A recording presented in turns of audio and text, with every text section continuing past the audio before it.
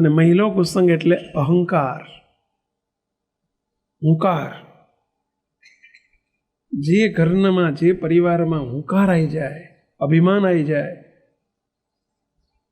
ત્યાં ભગવાનનો વાસ ન રહે.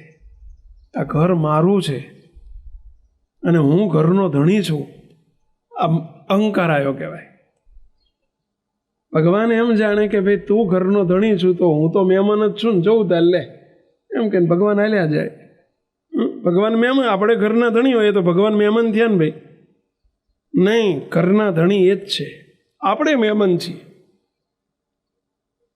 કોઈ દિવસ તમે તમારું નાનકડું ઘર હોય ને તો એવું નહીં વિચારતા કે મારું ઘર છે. કોનું ઘર છે? ભગવાનનું ઘર છે. જે દિવસે એમ થયું કે ઘર મારું છે તે દિવસે ભગવાન ચાલ્યા જશે. કારણ કે ભગવાન જાણે કે હવે મારું તો કંઈ છે નહીં, હું તો અહીંયા થોડા દાડા માટે મને બેહાડ્યો તો હવે હેડ્યો.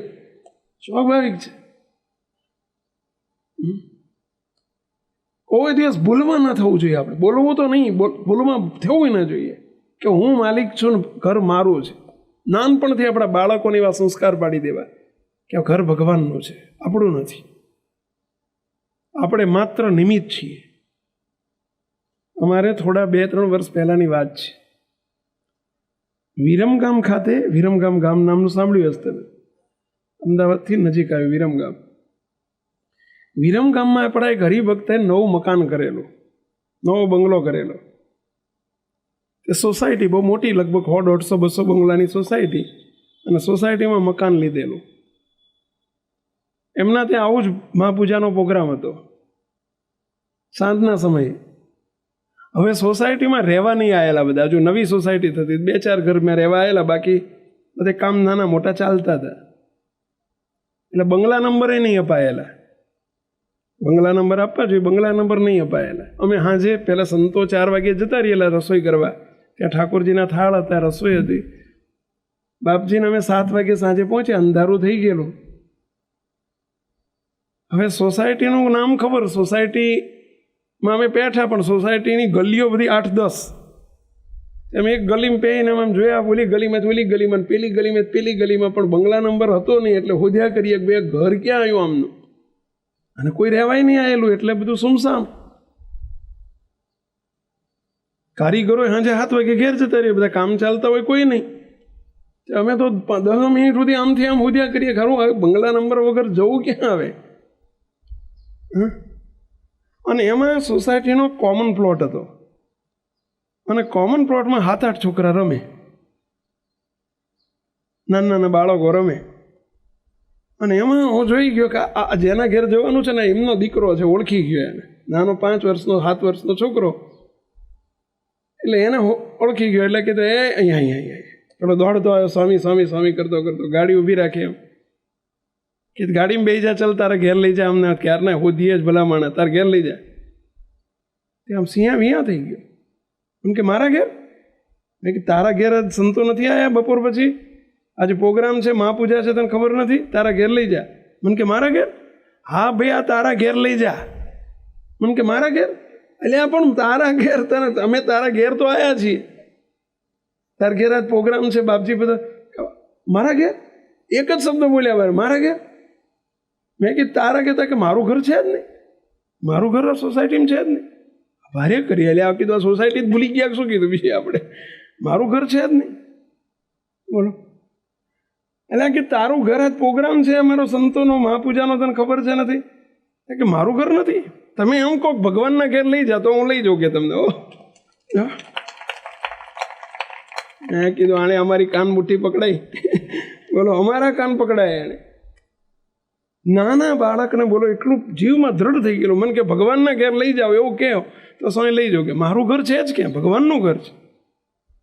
એક 5-7 વર્ષનો છોકરો, એને કોઈ શીખવાડ્યું નથી એ વખતે. નથી એનો બાપ ઊભો, નથી એની મા ઊભી કે બેટા તું આવું બોલ. નહીં, એના જીવમાં નાનપણથી ઘાલી દીધું છે એની માએ કે એના બાપે, જેને ઘાલ્યું એને. પણ ભગવાનનું ઘર છે, આપણું ઘર નથી.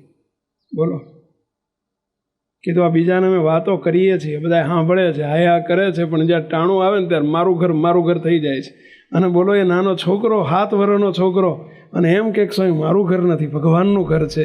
બોલો હું તો રાજીનો રેડ થઈ ગયા એની ઉપર. બોલો બાપજી એટલા બધા રાજી થઈ ગયા. તમે આવું બોલતા ને આવું સમજતા થાવ ને તો અમે તમારી ઉપર બહુ રાજી થઈ જઈએ. લ્યો તો રાજી થઈ જઈએ, તમારી ઉપર થઈ જઈએ, છોકરા ઉપર થઈએ તો છોકરાના બાપ ઉપર થઈ જઈએ. પણ આ સમજણ, નહીતર એ કુસંગ પેઠો કહેવાય.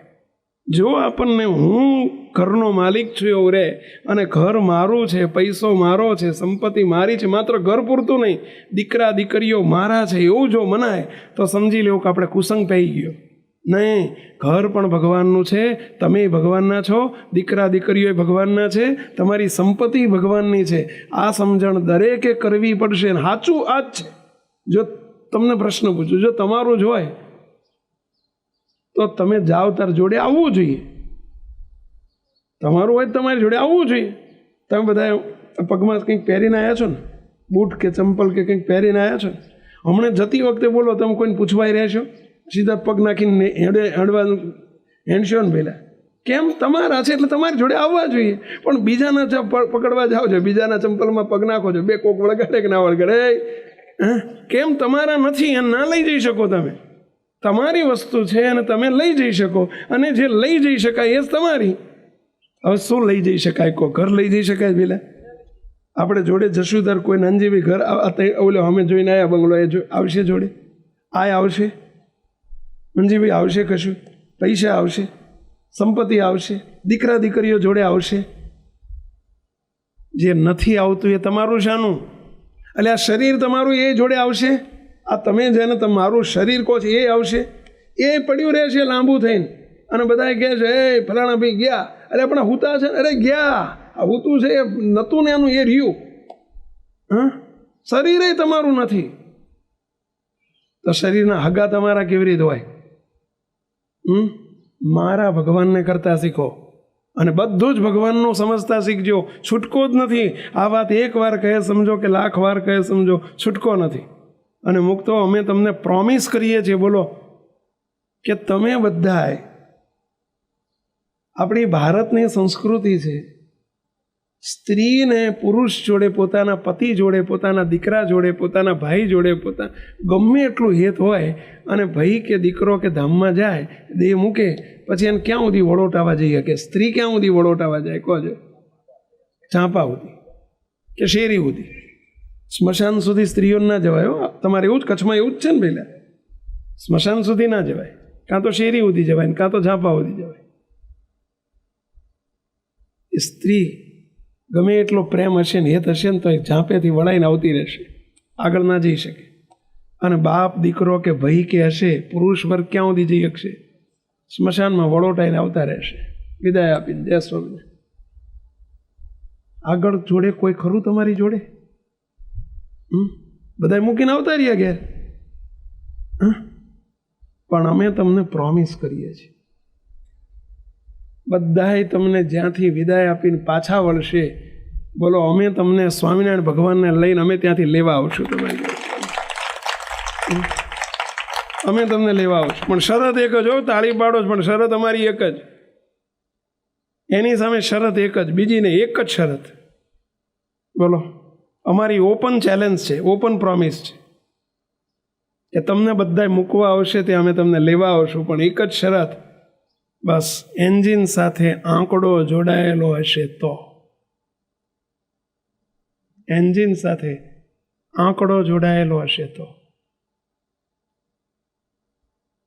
બોલો, અમારે હમણાં અમે ઓસ્ટ્રેલિયા હતા, સિડની હતા, છેલ્લી રાત હતી અમારે, સવારમાં અમારે નીકળવાનું હતું.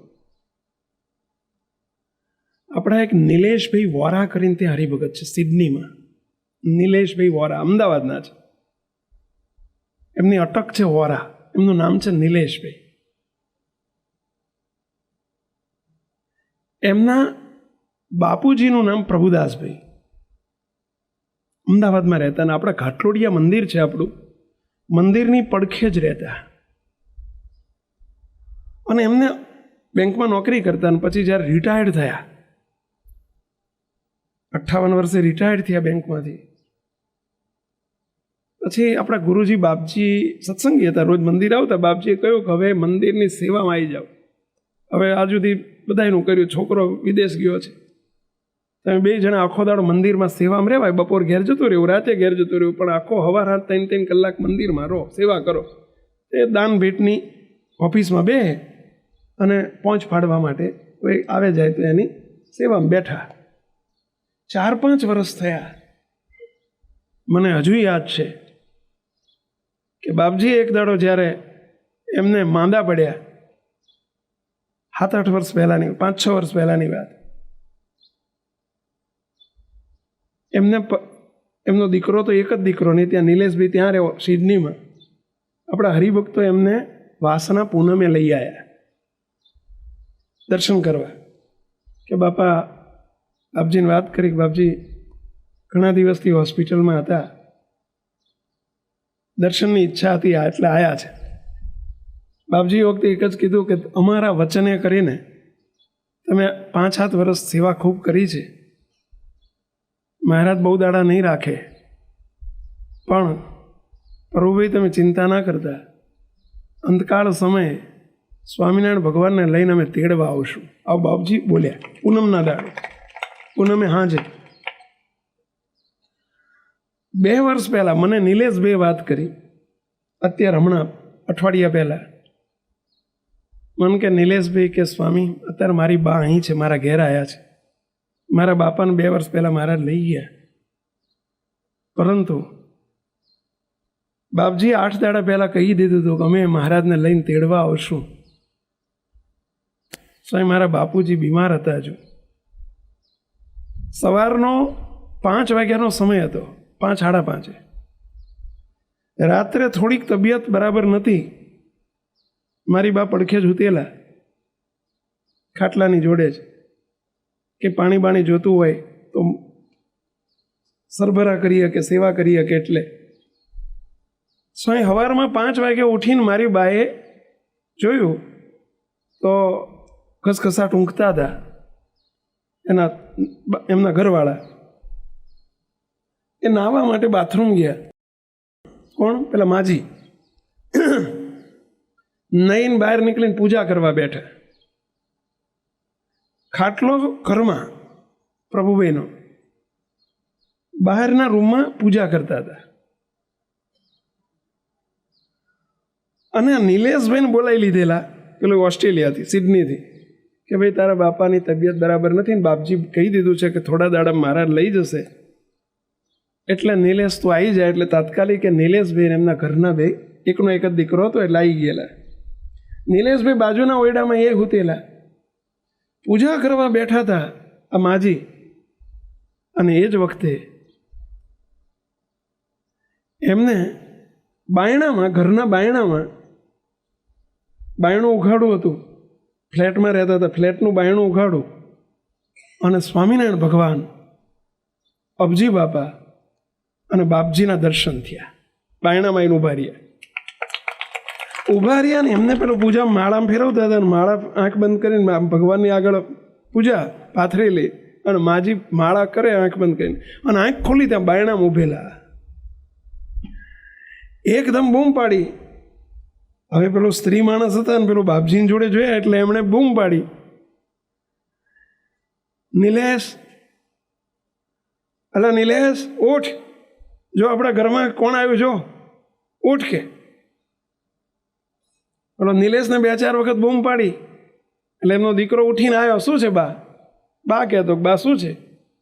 પહેલાંના જમાનામાં પહેલાં તો જૂના માણસોને બા જ કહેવાતું. હવે મમ્મીને બમ્મીને બધું આવ, ડેડીને મામને આ બધું હવે નીકળ્યું બધું. નહીં તો પહેલાં તમારા આ બાજુ બા કે શું કહે? તમારા આ બાજુ માં કે, માં કહેતા હશે, એ બાજુ બા કે. જા તો કે શું છે બા?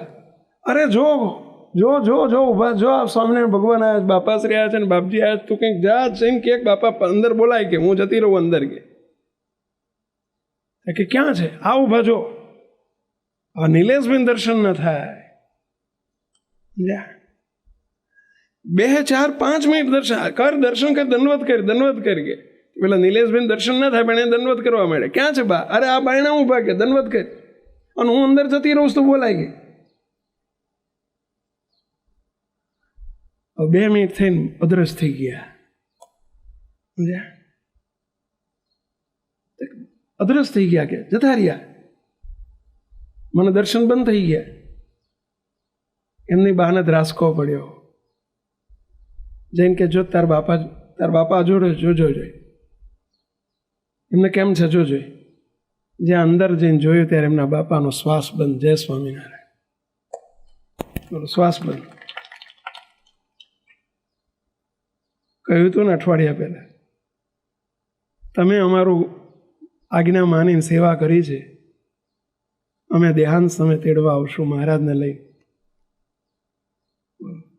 મને નિલેશભાઈ વાત કરી, સ્વામી મારી બાને પ્રત્યક્ષ દર્શન આપીને હજુ અડધો કલાક પહેલાં એ નાવા ગયા ત્યારે તો ઉઠીને એમણે જોયું છે કે ઘસઘસાટ ઊંઘતા હતા અને આમ છાતી શ્વાસોશ્વાસ ચાલતો હતો, પણ એ દર્શન દીધા.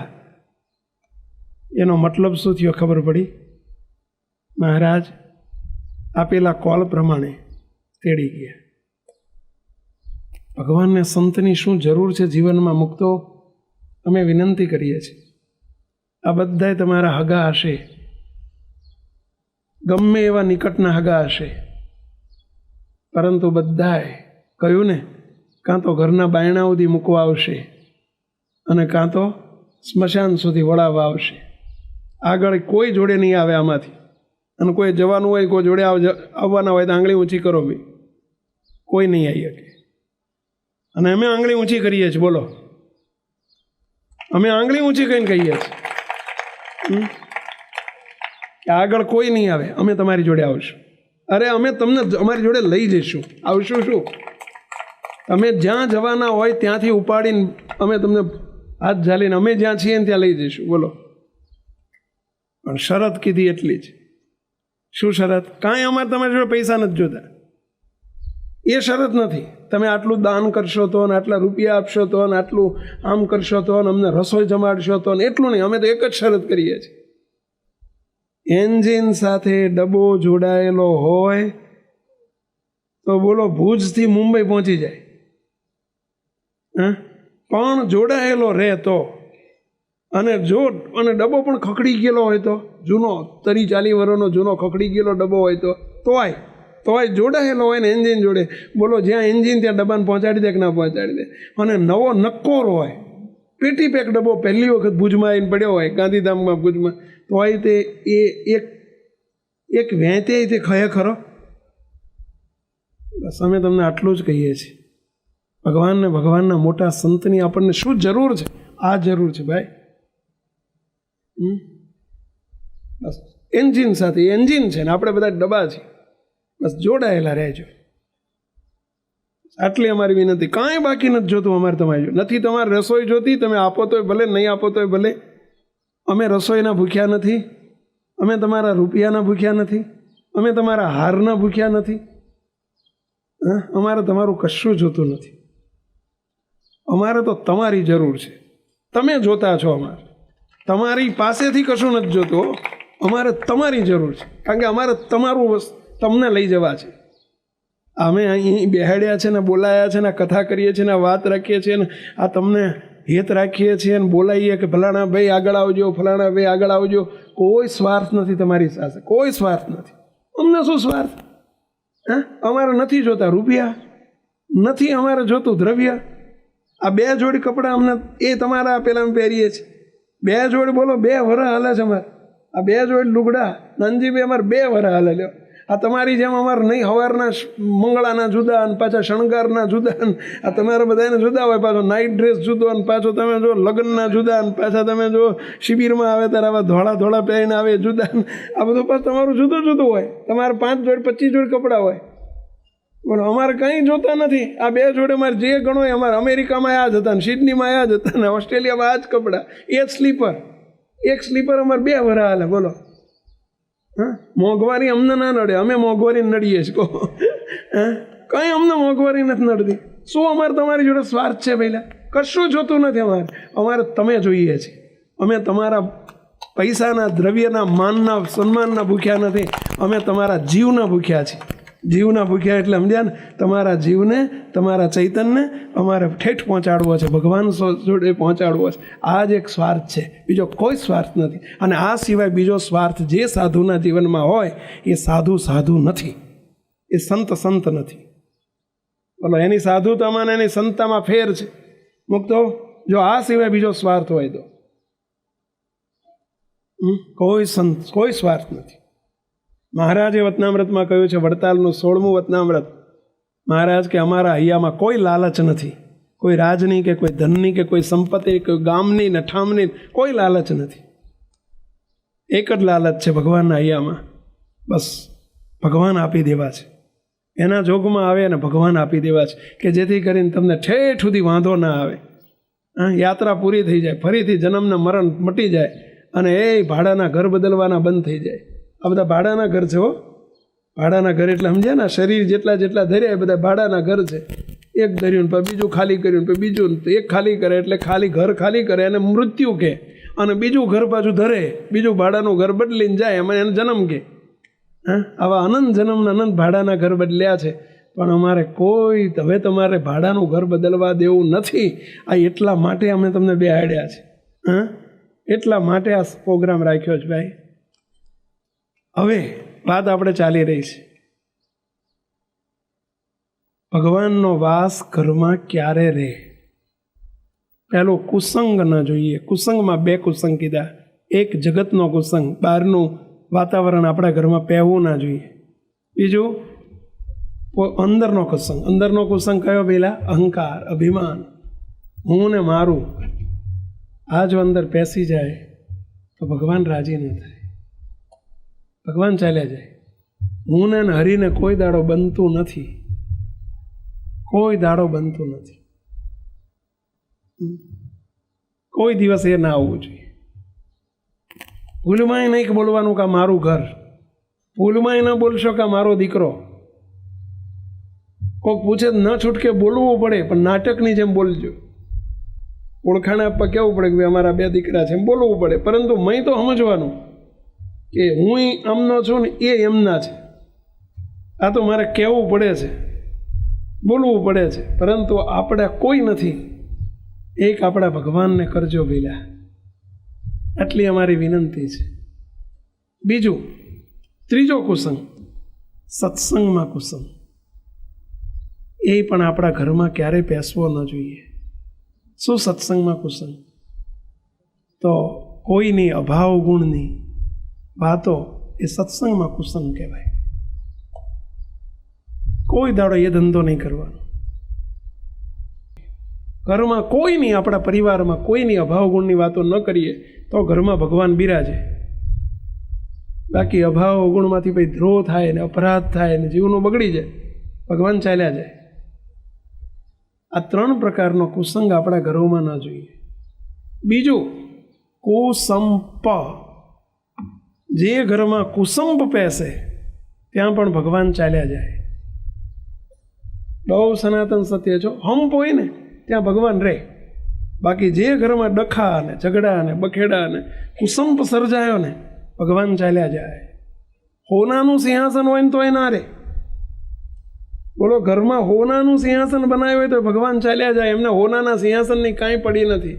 એમને તો જે ઘરમાં સંપ અને શાંતિ હોય ને ત્યાં ભગવાન વાસ કરીને રહે છે. બધાએ સાંભળજો આ વાતો. જેને જેને આંગળી ઊંચી કરી છે ને હમણાં, એ બધાને કહું છું, બધાએ આંગળી ઊંચી કરીને કે અમારા ઘરમાં ભગવાનનો વાસ કરાવવો છે, તો એમને બધાને લાગુ પડે છે. હંપ રાખતા શીખજો. બાકી જે ઘરમાં સંપ નહીં હોય ત્યાં ભગવાન ચાલ્યા જશે. થોડા સમય પહેલાં અમે પંચમહાલ ગયા હતા. મારે અઠવાડિયાનું વિચરણ હતું. 5મો દિવસ હતો. 2 દિવસ પછી હું અમદાવાદ ગાંધીનગર પાછો આવવાનો હતો. ત્યાં 5મા દિવસે સવારના 7:15 વાગે, સવારમાં મારે 7:30 સભા હતી ત્યાં આપણે ગોધર મંદિરે. અને 7:15 એક આપણા યુવાનનો ફોન આવ્યો. 20 વર્ષનો છોકરો, એનો ફોન આવ્યો. મને કે સ્વામી ફલાણો બોલું છું, ફલાણો દીકરો, હું ફલાણો, મારું નામ, મને ઓળખ્યો? મેં કીધું હા ઓળખ્યો ને. અત્યારમાં કેમ ફોન કર્યો? મને કે સ્વામી મારે તમારો ટાઈમ જોઈએ છે. એક 15 મિનિટ તમારો ટાઈમ આપો ને. મેં કંઈ અર્જન્ટ નથી ને? કે ના બસ બહુ અર્જન્ટ છે કે. મેં કીધું ભાઈ હું અત્યારે પંચમહાલ છું, 2 દિવસ પછી હું ગાંધીનગર આવું ત્યારથી પછી મને ફોન કરીને આવી જજે. મને કે સ્વામી નથી ચાલે, એવું અર્જન્ટ છે, તાત્કાલિક ટાઈમ આપો. મેં કહ્યું પણ તાત્કાલિક એવું શું આવી જાય ભાઈ? તાત્કાલિક તારે શું, તારે 20 વર્ષનો છોકરો, તારે હું એવું હળિયું જીતવા જવાનું છે કે તારે વળી હળગી ગયું છે કે તારે વળી આટલો બધો અર્જન્ટ? મને કે સ્વામી બહુ અર્જન્ટ છે કે તાત્કાલિક ટાઈમ આપો. મેં કીધું પણ હું છેક પંચમહાલ બેઠો છું. મને કે સ્વામી હું તમારી બાજુમાં જ છું કે. મેં કીધું બાજુમાં છું એટલે? મને કે સ્વામી હું પંચમહાલ આવવા માટે 4 વાગ્યાનો નીકળી ગયો છું, સવારના 4 વાગે. હું અહીંથી 10 કિલોમીટર દૂર છું ગોધરથી કે. હું ગાડી લઈને નીકળ્યો છું, 10 જ કિલોમીટર દૂર છું કે. મને ટાઈમ આપો. એટલે આ ભલા માણા તું ઠેઠ આવી ગયો ને પછી ટાઈમ માગસ? સમજ્યા? મને કે સ્વામી 10 મિનિટમાં આવી ગયો સમજો કે.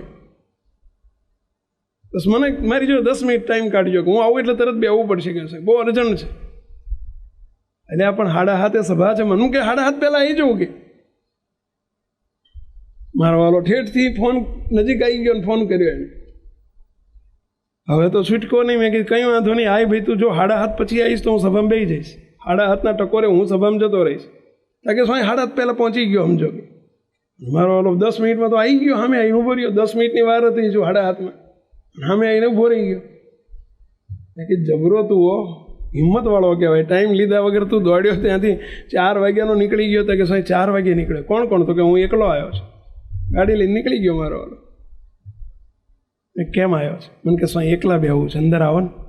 અને અંદરના રૂમમાં જઈને એને પોકે ને પોકે ખૂબ રડવા માંડ્યું. ધ્રુસકે માંડ્યું રડવા. નાનો છોકરો પેલો રોડે ને 2 વર્ષનો 5 વર્ષનો એવી રીતે બોલો, પેલો ખોળામાં માથું મૂકીને રડે. 20 વર્ષનો યુવાન છોકરો ખૂબ રડ્યો. કે રડે જ કેમ? તું વાત તો કર, શું બન્યું છે? સ્વામી મારા ઘરમાંથી ભગવાન ચાલ્યા ગયા કે. રડતો રડતો એમ કે છે મારા ઘરમાંથી ભગવાન જતા રહ્યા સ્વામી. આમ કેમ બોલે છે? સ્વામી ગઈ સાલ અમારા ઘરનું વાસ્તુ હતું બંગલાનું, જ્યારે મહાપૂજા હતી ને તમે પધાર્યા હતા, બાપજી આવ્યા હતા ને એ વખતે વાત થઈ હતી કે જે ઘરમાં કુસંપ સર્જાઈને ત્યાં ભગવાન ચાલ્યા જાય. સ્વામી 8 દાડાથી મારા પપ્પાને અને મારી મમ્મીને રોજ ઝઘડા થાય છે, અઠવાડિયાથી રોજ ડખા થાય છે. સ્વામી હું રોજ સમજાવું છું કે આપણા ઘરમાં જ ભગવાન જતા રહેશે હો, ભગવાન જતા રહેશે હો. નથી મારી મમ્મી સમજવા તૈયાર થતી, નથી મારો પપ્પો સમજવા તૈયાર થતો. સ્વામી 8 દાડાથી ઝઘડા ચાલે છે, હવાર આજ. સ્વામી નક્કી મારા ઘરમાં જ ભગવાન જતા રહ્યા. સ્વામી આવી ઘરને બંગલાનું શું કરવાનું, ધોઈ પીવાનું કે સ્વામી? હું તમને ફરિયાદ કરવા આવ્યો છું કે સ્વામી હવે અમારે શું કરવું? ભગવાન જતા રહ્યા અમારા ઘરમાં, હવે અમારે શું કરવાનું કહો? બિચારો એક 20 વર્ષનો છોકરો કેટલું સમજે છે હો. આ સમજદાર આને મોટો કહેવાય કે એના બાપાને મોટો કહેવો? કહો. સમજવું કોને કહેવાય? છોકરાને કે એના બાપાને? છોકરાને બિચારાને કેટલું બોલો ધ્રુસકે રડે સ્વામી મારા ઘરમાંથી ભગવાન જતા રહ્યા કે. મેં કીધું કરું તાર બાપાને ત્યારે ફોન કરું? મને કે કરો ને સ્વામી, હજુ ભગવાન જતા ના રહ્યા હોય તો કે. બોલો મેં તાત્કાલિક એના પપ્પાને ફોન કર્યો. મેં કે તમારો દીકરો અહીંયા આવ્યો છે ગોધર, તમને ખબર છે? કે અંદર હૂતો હતો ને. મેં કે રમવા જઈને જોઈ આવો ખરા? મને કે ક્યારે નીકળી ગયો ખબર નથી કે. કે અત્યારે ગોધર પહોંચ્યો છે. શું છે કે ઘરમાં રોજ ડખા થાય છે 2 દાડા અઠવાડિયાથી. સાચી વાત છે, એ તો ફરિયાદ લઈને મારી ફરિયાદ લઈને આવ્યો છે. ભગવાન ઘરમાં નથી એમ એ કહે છે. ભગવાન ચાલ્યા જાય સમજો. તો ઘર છે, પરિવાર છે, ક્યાંક વાસણ ખખડે, પરંતુ 2 હાથ જોડી વિનંતી કરું છું, આ બીક રાખજો, આ બીક રાખજો, ભગવાનની બીક રાખજો. એના માટે જે સહન કરવું પડે એ કરજો. પણ પરિવારમાં ઝઘડો થશે, ભગવાન ચાલ્યા જશે. તમારો 50 કરોડનો બંગલો હશે ને તો ભગવાન હાલ્યા જશે. આ દરેકને નાના મોટાને લાગુ પડે એવી વાત છે. હજુ કુસંગની વાત બધાને લાગુ ન પડે, પણ આ કુસંગ મારો વ્યવહાર છે, સંસાર છે. મહેરબાની કરીને બસ આ બીક રાખજો, નહીંતર અમે અમારી લાગવક કામમાં નહીં આવે. ચોખ્ખી વાત કરીએ છીએ. ભગવાન ચાલ્યા જશે. સંપ હોય ત્યાં ભગવાન હોય, બાકી કુસંપ સર્જાય અને એના માટે જે સહન કરવું પડે, હું તો તમને એટલી ભલામણ કરું છું કે ભાઈઓ 5-10 લાખનું નુકસાન થાય ને તો થવા દેજો, પણ કુસંપ ના સર્જાશો. પરિવારમાં ઘરમાં કુસંપ સર્જાવા ના દેશો, નહીતર ભગવાન ચાલ્યા જાય. હું આંગળી ઊંચી નથી કરાવતો કેટલાને લાગુ પડે છે, આબરૂનો સવાલ છે તમારો ને અમારો બધાયનો, પણ સમજી લેજો આ બધાને કોમન વાત છે બધા માટે.